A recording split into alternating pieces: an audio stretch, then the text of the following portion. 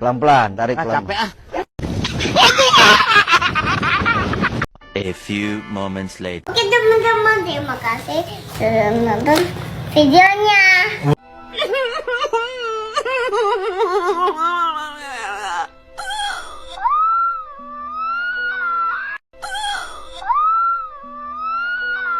You didn't have to cut me off.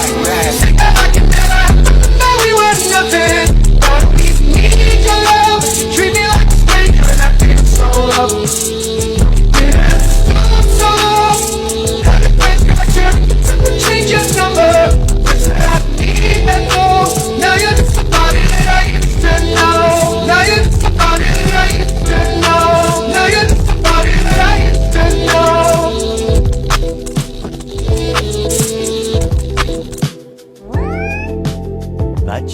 Much later. Halo semuanya, perkenalkan saya Nanda Feliska Putri dari Prodi Keperawatan.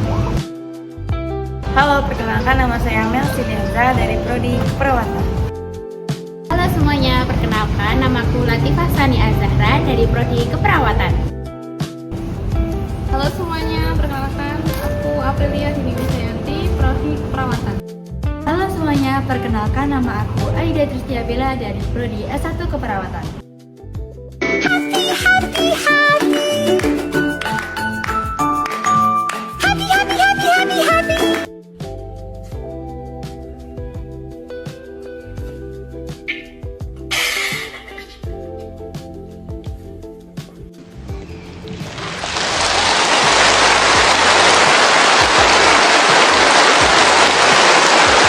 Halo guys, selamat datang di podcast Sehat Bersama. Kembali lagi bersama aku Mel Silianza. Hari ini kita akan membahas tema dengan kesehatan mental pada Gen Z. Untuk itu kita akan kedatangan dua teman untuk membahas topik ini.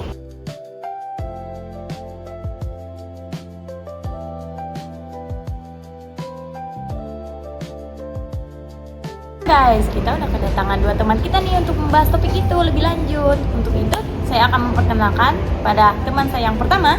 Hai, namaku Latifah Sani Azahra. Teman yang saya kedua. Saya Nanda Feliska Putri.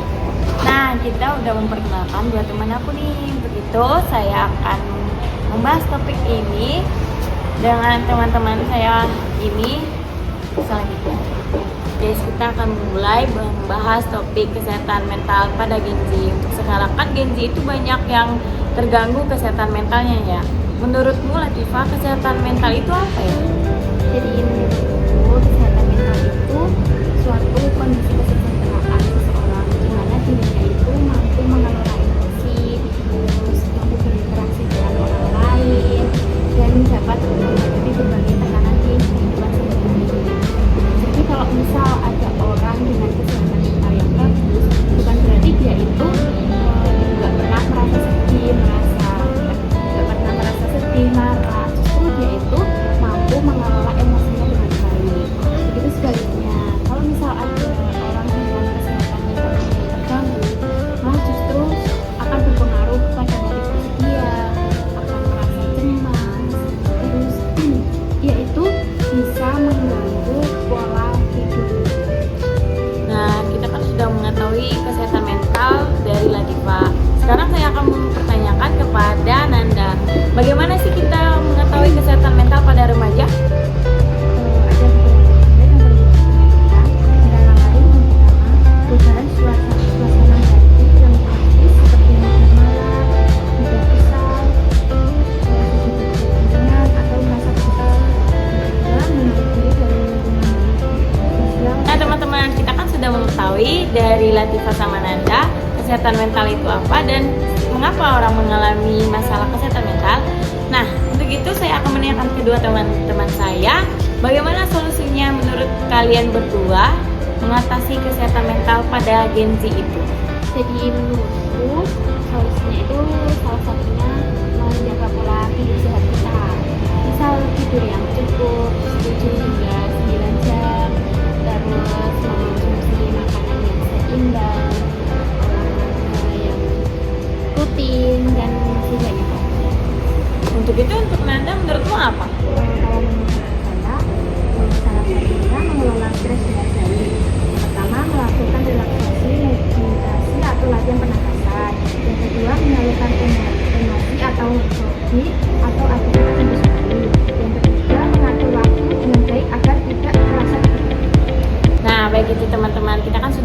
mengetahui solusinya. Untuk itu kepada Gen Z di luar sana, untuk banyak mengikuti kegiatan yang positif, buang kegiatan yang negatifnya. Sudah membahas semua tentang terkait kesehatan mental pada Gen Z dan anak-anak remaja di luar sana. Semoga anak-anak di luar sana itu tidak terganggu pada hal-hal negatif. Semoga podcast ini bermanfaat bagi anak-anak di luar sana. Untuk itu podcast ini kami akan tutupi. Sampai jumpa di podcast selanjutnya.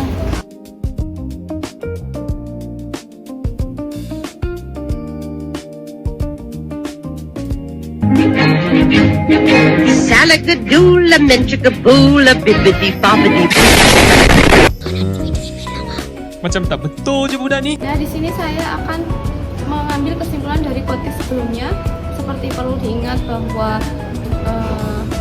memberanikan diri untuk berbicara dengan seseorang itu adalah bukan tanda kelemahan, melainkan bentuk langkah yang berani dan positif untuk mencegah kesehatan mental.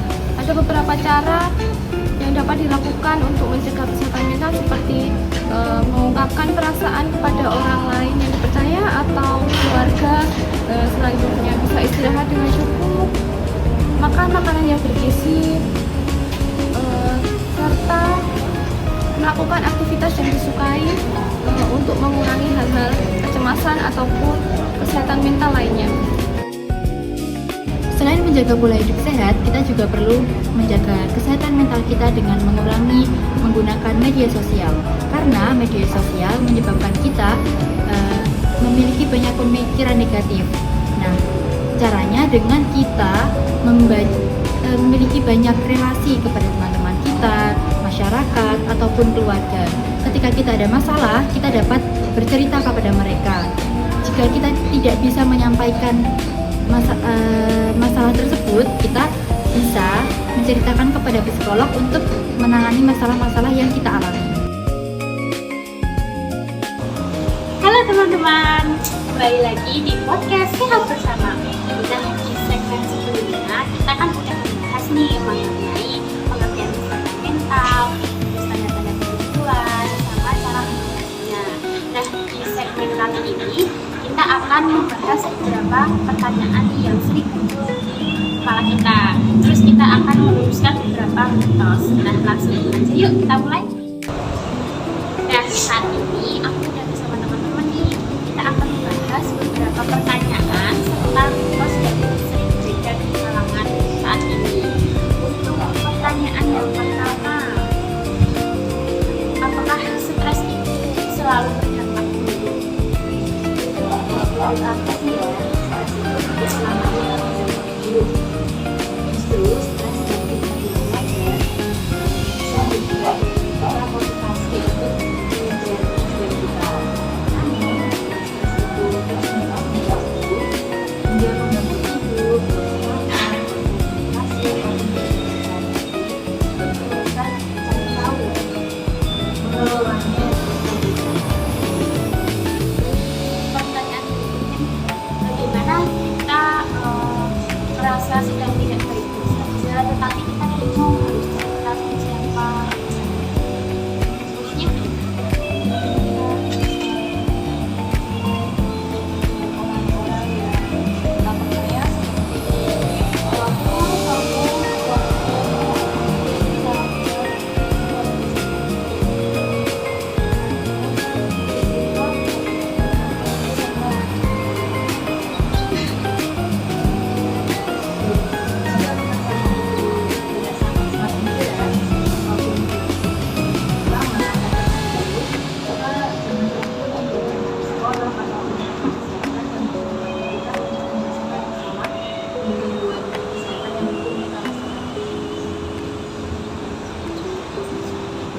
selanjutnya kita masuk ke sesi mitos atau fakta.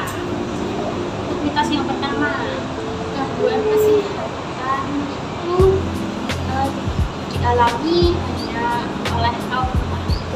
Mitos apa? Kalau menurut aku sih itu mitos, karena gangguan kesehatan mental sebenarnya apa saja, sama seperti depresi, jadi membutuhkan perhatian,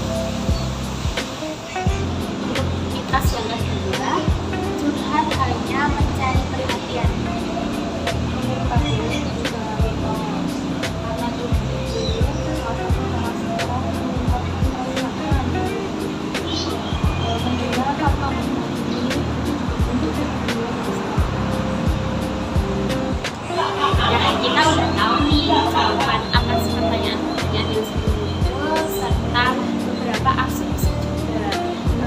Pesannya adalah yang paling penting, jangan memendam semua masalah sendirian. Selalu ingat bahwa meminta bantuan bukanlah tanda kelemahan, tetapi bentuk keberanian untuk menjaga diri sendiri. Sebelum menutup podcast hari ini, terima kasih telah mendengarkan serta mengambil pesan yang telah kita berikan kepada kalian. Selanjutnya, saya akan menutup podcast ini. Terima kasih dan sampai jumpa di podcast selanjutnya.